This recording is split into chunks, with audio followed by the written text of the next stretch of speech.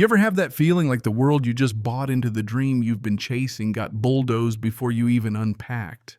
I'm not talking metaphorically.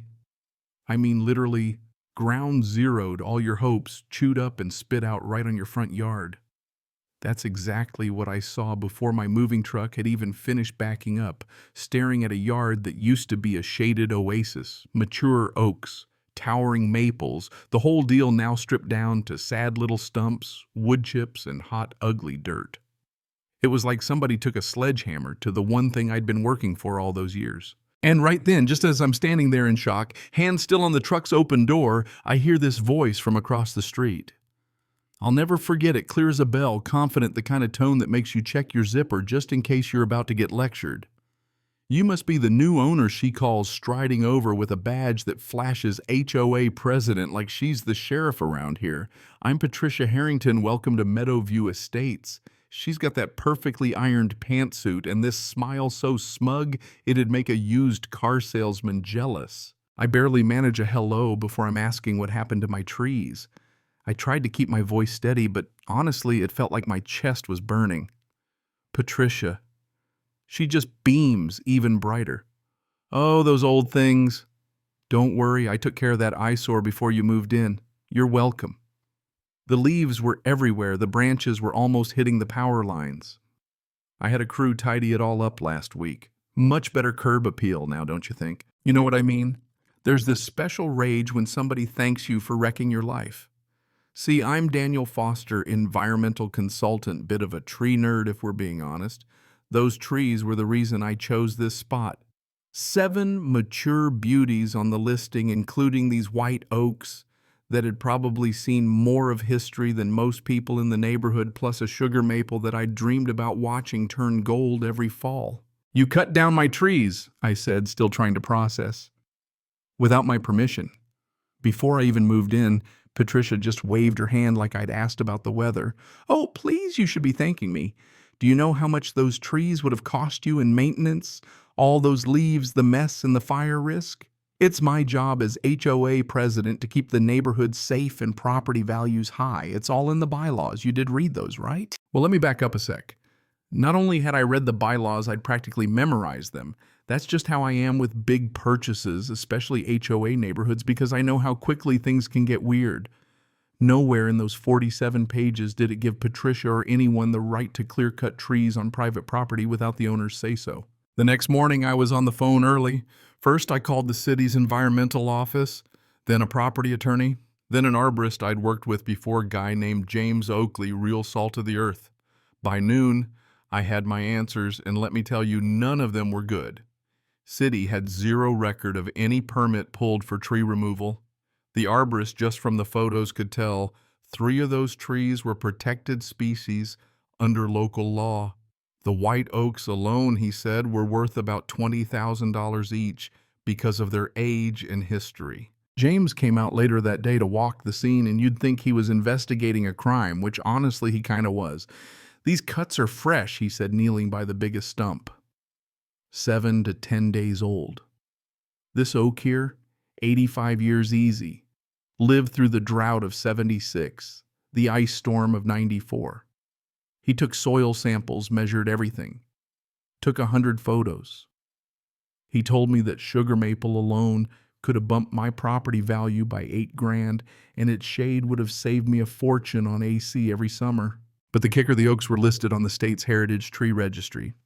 Cutting those down without approval, that's a felony Class D.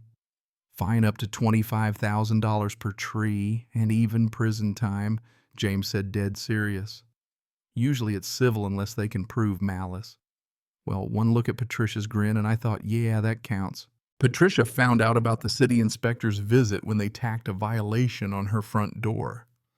I was out front fixing my mailbox when I heard her screech across the street waving the notice, "This is harassment. How dare you drag the city into a simple neighborhood matter? I was doing you a favor." I just held out James's report. You destroyed over $50,000 worth of protected trees. No permits. No consent. That's not a favor, it's a crime. Her face turned white as she read the numbers. 50,000. That's insane. They're just trees.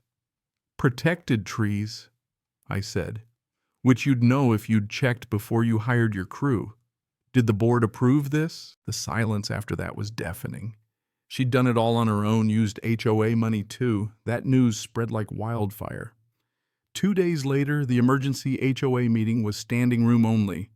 Patricia sat at the head, but you could see the cracks. She wasn't Queen Bee anymore. I stood up, told everyone what happened, spelled it out plain. Patricia Harrington chopped down 7 mature trees from my yard, 3 of them protected, spent the HOA's money, broke city law, and possibly committed a felony. The room erupted. People started murmuring, taking notes, whispering to each other. Patricia tried to cut in, voice shaky. I've been maintaining standards for 8 years. But Robert Collins, a board member, piped up, your standards, not ours. I checked the records. This isn't your first solo act. The treasurer's voice was even shakier. The city's issued $15,000 in fines. Mr. Foster's lawyer wants restitution and full restoration. Patricia slammed her hand down, called it extortion. Tried to dig up an old report, but someone else, Mrs. Klein, I think, stood up and waved a paper. She tried to force me to remove my Japanese maple, claimed it was diseased. It was fine. She just didn't like it blocking her view. Then more people started talking stories about Patricia's one-woman crusade against anything green, playgrounds, fountains, gardens she didn't like. One board member read the arborist's findings aloud. Trees were healthy, maintained no risk, never went to the board, never told the owner used funds without authorization. My attorney, Richard Brennan, laid it out. My client is prepared to pursue civil and criminal charges unless the HOA restores his property and makes full restitution. The vote was unanimous. Even her old allies bailed. HOA would pay the settlement, cover my legal fees, and replant mature trees matching what was lost. Patricia lost it. Stood up so fast her chair hit the wall. You can't do this. I built this place up. I kept it pristine. The treasurer didn't even blink. You also exposed us to massive liability. He called for her removal. Right there, the board didn't hesitate. Patricia was out on the spot. 2 weeks later, trucks rolled up with 7 mature trees, each one as close as possible to what was destroyed. I took time off to watch them go in, couldn't look away. The crew chief, Marcus, explained the root injection system. They'd use special nutrients. Everything needed to help the new trees thrive. Neighbors brought lemonade, some offered to help water. Mrs. Chen from down the block brought apple pie, leaned in and said, "We've wanted her gone for years. Thank you." Even the local news showed up. I told them, this isn't just about money. These trees give shadehouse birds clean the air. What happened was an environmental crime, and I hope it's a warning. Every now and then I'd see Patricia glaring from her window, face twisted up, watching the new oaks rise. When they planted the last one right in my line of sight from the living room, I could have sworn she was crying. The HOA's settlement check arrived with a formal apology. They banned Patricia from any future role and mentioned the DA was looking into her use of HOA funds. Last I saw her, she tried to dodge me at the grocery store, but I couldn't resist. "Hey, Patricia, how's the view of my trees?" She shot daggers with her eyes, hissed, "You ruined my life over some plants." I just smiled. "No, you did that all by yourself when you thought the rules didn't apply to you. I just made sure the law did." A few months later, the DA's office charged her criminal mischief, misappropriation of funds. She got hit with 200 hours of community service for the city's conservation department and 10 grand in extra fines. The judge read the sentence, and I swear the only sound in the courtroom was Patricia gasping, shocked that for once the trees won. So now every time I look out my window at those new oaks and maples, I remember what it cost to stand up, not just for myself, but for something bigger.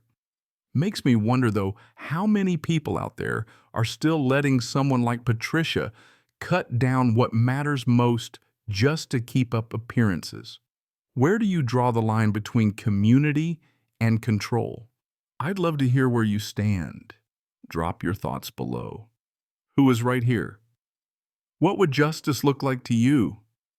Let's talk about it.